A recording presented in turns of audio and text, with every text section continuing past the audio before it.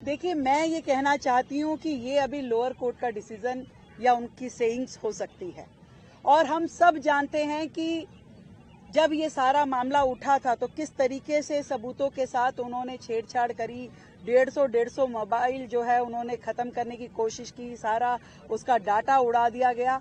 अगर वो सही थे, आज जितने घड़ियाली आंसू वो दिखा रहे हैं, ईमानदारी की, कट्टर ईमानदारी की बातें कर रहे हैं, तो मैं उनसे कुछ प्रश्न पूछना चाहती हूँ।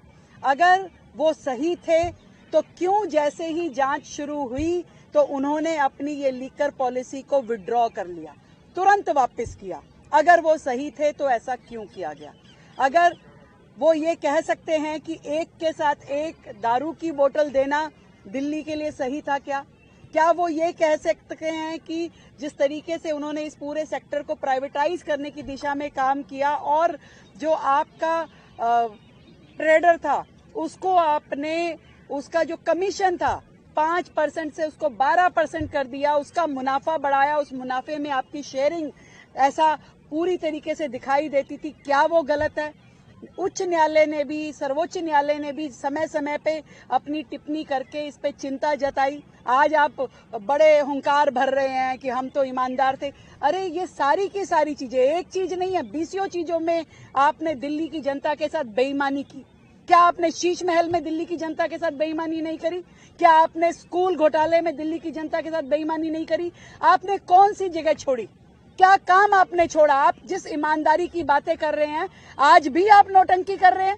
दिल्ली का शीश महल छोड़ के आप पंजाब के शीश महल में जाके रह रहे हैं। आप प्राइवेट जेट से नीचे बात नहीं करते। आप कह रहे मैं साधारण आदमी हूँ, मैं ईमानदार आदमी हूँ। आपने क्या 11 साल में दिल्ली की जनता का विकास किया? आपने करोड़ों रुपए का घोटाला दिल्ली में किया। क्लासरूम को आपने, शौचालय को क्लासरूम बोल बोल करके आपने यहाँ पे काउंटिंग। आज भी उनके समय की बीसीओ बिल्डिंग अधूरी पड़ी है, जिसमें आपने कॉस्ट इतनी बढ़ा दी, आपने सीधा सीधा कॉन्ट्रैक्टर्स को फायदा पहुंचाया। डबल कॉस्ट के प्रोजेक्ट आज भी पड़े हैं। कितनी सारी आपकी योजनाओं में आज तक रोजाना घोटाले निकलते हैं कि जिसके लिए आपने सैंक्शन 10 करोड़ किया और 150 करोड़ का खर्चा हो गया, जिसके लिए आपने सैंक्शन ही नहीं किया और फिर भी सालों तक आपने उसका अमाउंट बांटते रहे और पता नहीं क्या क्या किया।